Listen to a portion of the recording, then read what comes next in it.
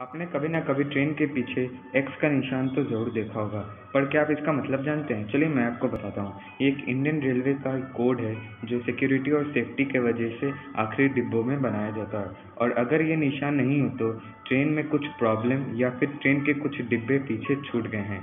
X के साथ और एक बोर्ड लगा रहा होता है LB, जिसका मतलब है लास्ट व्हीकल, यानी कि आखिरी डिब्बा। ये इंटरेस्टिंग फैक्ट क्या आपको पहले पता था? हमें कमेंट सेक्शन में ज़रूर लिखिएगा।